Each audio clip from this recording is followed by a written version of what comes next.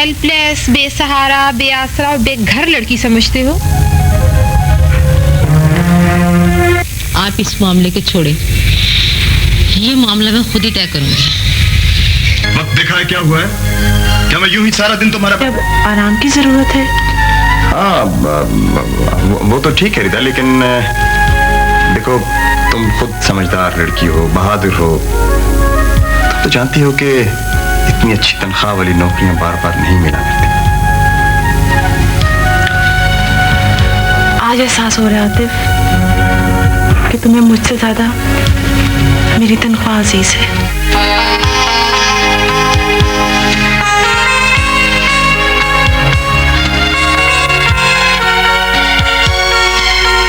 हाँ, कल वाली टीम को किला का कौन सा हिस्सा ज्यादा पसंद आया? वो लोग शीश महल को बहुत ज्यादा पसंद कर रहे थे और ज्यादा देर तक वहीं घूमते फिरते रहे। मैंने बड़ी कोशिश की कि वो किले के दूसरे हिस्सों में भी जाएं, लेकिन आपने सैर का सही ग्राफ नहीं बनाया। आपको चाहिए था कि पहले उन्हें दीवाने आम में लेकर जाते, वहां से सारा किला दिखाते हुए फिर शीश महल में लाते। उन्होंने तो म्यूजियम भी नहीं देखा। अगर म्यूजियम देख लेते तो अपने रिश्तेदारों और अजीजों से उसका तस्करा करते। इस तरह किला में विजिटर्स की तादाद में इजाफा होता। यकीनन हम आइंदा ऐसा ही करेंगे। हर टूरिस्ट रिजॉर्ट पर यह तरीका कामयाब हो सकता है। यकीनन यकीनन। हम जैसे अच्छे शागिर्दों को आप चाय नहीं पिलाएंगी, क्यों नीलम? और साथ कुछ खाने के लिए भी होना चाहिए। एक तो तुम बहुत चिटोरी हो गई है। किसी झूठे और मकार से चाय पीने की कोई जरूरत नहीं। क्या उल्टी सीधी बातें कर रहे हो तुम? उल्टी सीधी बातें तो तुम हमसे करती रही हो।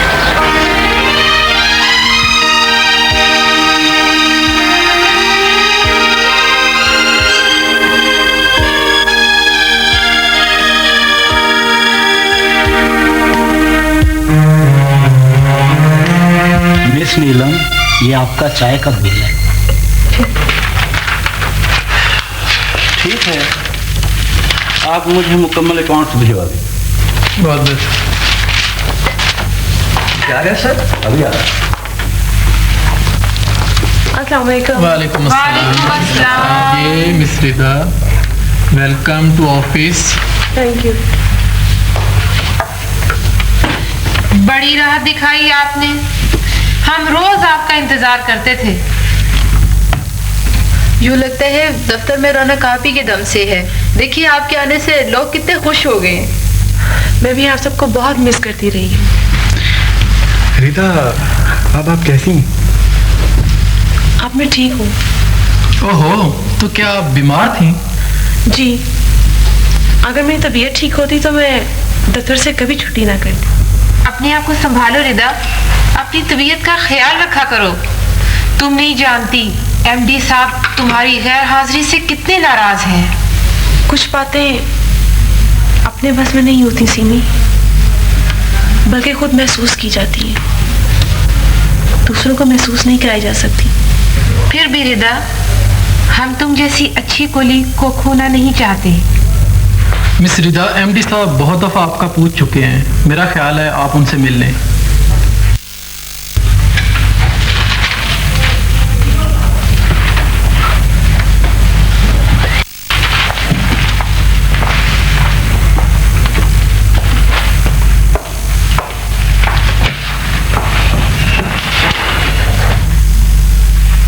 मिसेस रिदा आतिफ, क्या आप जानती हैं कि आपकी मुसलसल गैर हाजिरी की वजह से दफ्तर के काम का कितना हर्ज हुआ है?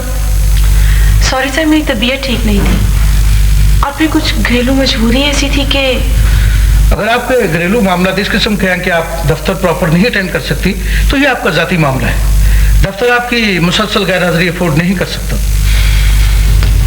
सर, जॉब में ज़रूरत ही नहीं, मेरा ख्वाब और मेरी ख्वाहिश भी है, और फिर ये प्रोफेशन तो मेरा आइडियल है। मैंने इसके लिए बहुत कुछ बर्दाश्त किया है और सर, जहाँ तक हो सकता था मैंने पूरी जानदारी से काम किया है। नो डाउट, आपने अच्छा काम किया है, मगर मौजूदा सूरत हाल किसी तरह भी दफ्तर के लिए काबिल कबूल नहीं है।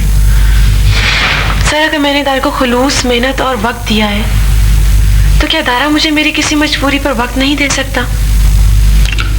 मिसेस आतिफ, ये आपका जाती मामला है। दफ्तर में इज्तिमाई मफादात देखे जाते हैं। अगर आप इसी तरह मुसलसल गैर हाजिर रही और बाकायदा छुट्टी ना ली तो आई एम सॉरी, दफ्तर मजबूर हो जाएगा कि आपकी नौकरी को खत्म कर दिया जाए।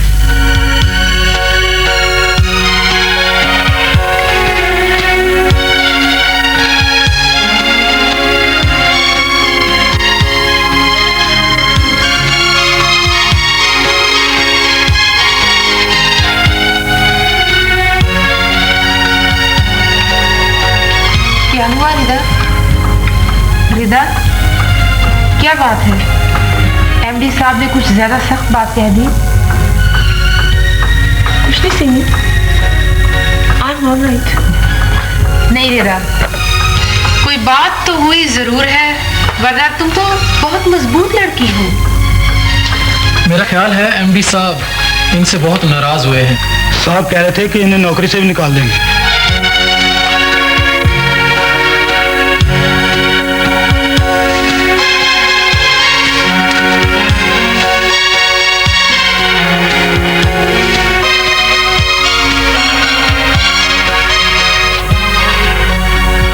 सर। वालेकुम अस्सलाम, तशरीफ रखें। Thank you sir. सर, रिदा आपकी बातों से बहुत हर्ट हुई है। She is very depressed. भाई, इदारा किसी मुलाजिम की लापरवाही को बर्दाश्त नहीं कर सकता। सर, हम इस इदारे के एम्प्लॉय होने के साथ साथ इंसान भी तो हैं।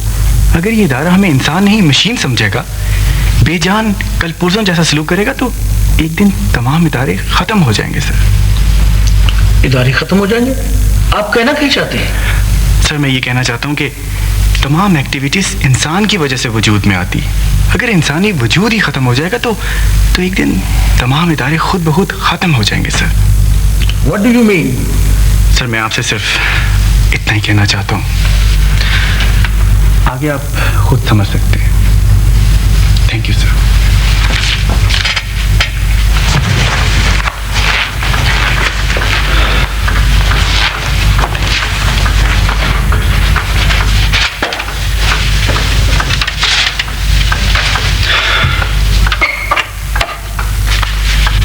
Yes sir. क्या बात हुई है? क्या कहा है आपने एमडी को? मैंने क्या कहा है? मैंने वही किया जो एक सिंसियर कोलीग अपने साथी के लिए कर सकता है।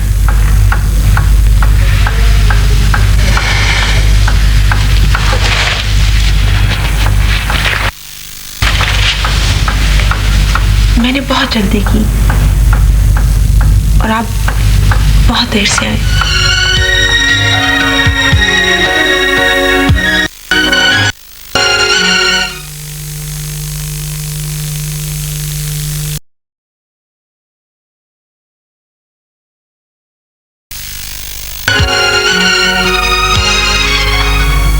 जनाब, वक्त देखा है क्या हुआ है?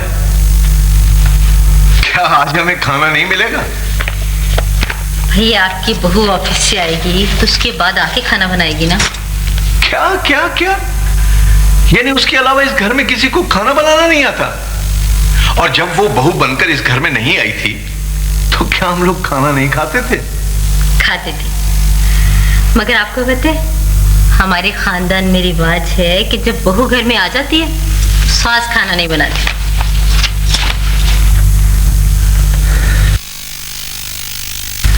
न जाने तुम अपने खानदान में होने वाले हादसों का देती रहोगी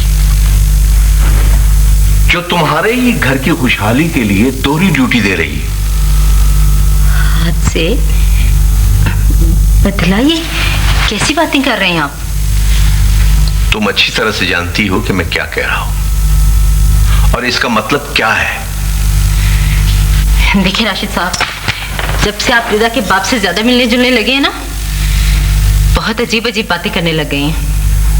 और जिससे मेल मुलाकात का तुम मुझे ताना दे रही हो ना, उस गरीब आर्टिस्ट ने तुम्हारा घर भरने के लिए अपना घर बेच दिया था और उसके गम को मैं एक खाता पीता आदमी भी पूरा नहीं कर सका।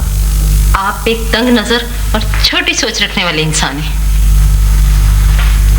छोटी सोच उसकी होती है जो इंतकाम लेता हो, कीना परवर, जुल्म करता हो। और तुमने उस आर्टिस्ट की बेटी पर जुल्म की हद कर दी है जिसकी पेंटिंग तुम्हारे ड्राइंग रूम में है और जिसे मैं रोज सराहता हूं। अब बोलो, छोटी सोच किसकी है? राशिद, आपने मुझसे कभी इस लहजे में बात नहीं की कि जब से रिदा मनहूस इस घर में आई है ना, घर का सुकून ही खत्म हो गया।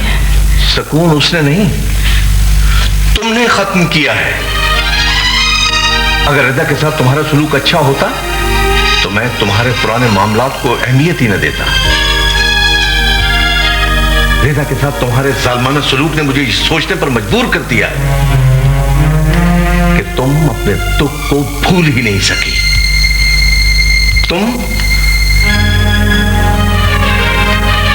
तुम इस घर को और ये घर तुम्हारे दिल में बस ही नहीं सका। मैं तो धोखे में रहा, एक पेंटिंग की तरह, बेजान और बेहकीकत।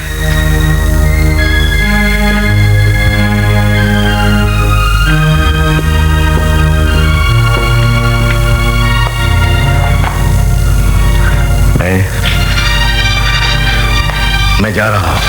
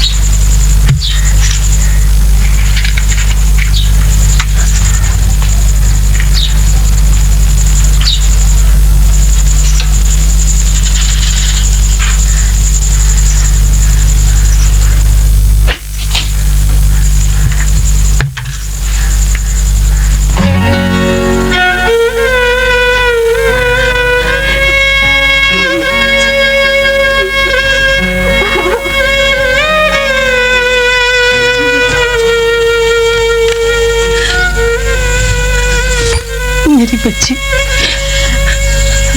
तुझे यहाँ नहीं आना चाहिए था। अगर किसी ने देख लिया तो वो सच्चल को बता देगा और वो तुझे वापस नहीं जाने देगा। मैं कहाँ जाऊँ माँ? मैं तो जिस सिमत से भागती हूँ मेरा वही रास्ता बंद हो जाता है। दुश्मन हर जगह मेरी राह रोक लेते हैं। अब मैं भाग भाग कर थक गई हूँ। बस जरा तेरी ममता का सहारा लेने आई हूँ माँ। बेटी, मैं एक बूढ़ी औरत तेरा सहारा कैसे बन सकती हूँ? मैं तेरी रखवाली कैसे कर सकती हूँ? मैं तुझे कैसे दुश्मनों की नजर से बचाऊं? बस माँ, तू मुझे अपने सीने से लगा ले, मुझे बहुत प्यार कर, मुझे दुआएं दे। बस मुझे तुझसे और कुछ नहीं चाहिए। हौसला कर बेटी, तूने जिंदगी का रास्ता खुद बदला है। मुश्किलात का सामना तो करना ही पड़ेगा ना तुझे। मैं शहर में बहुत तन्हा हूँ माँ, बहुत अकेली। तुम अकेली नहीं हो सिमी, मैं साए की तरह तुम्हारे साथ साथ हूं।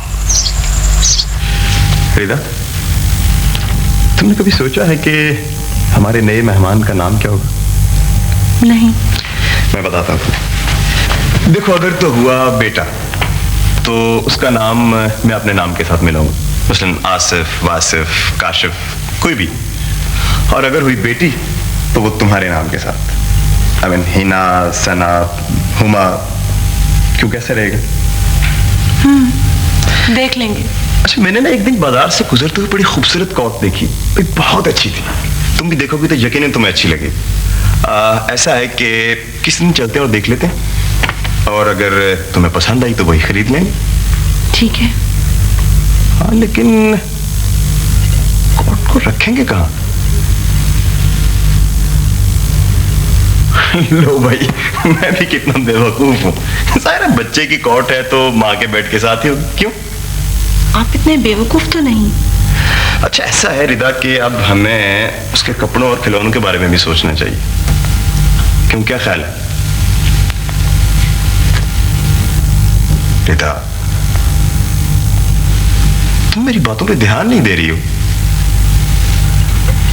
क्या सोच रही हो? सोच रही हूँ आपने अभी तक ये नहीं कहा कि ये सारी चीजें तुम अपनी तनख्वाह से खरीदोगी। रिदा रिदा, दिमाग खराब हो गया तुम्हारा। अब कुछ कुछ ठीक होने लगे। आतिफ! हाँ आतिफ, तुम्हें पता है कि डैडी नाराज होकर घर से चले गए? घर से चले गए? हाँ।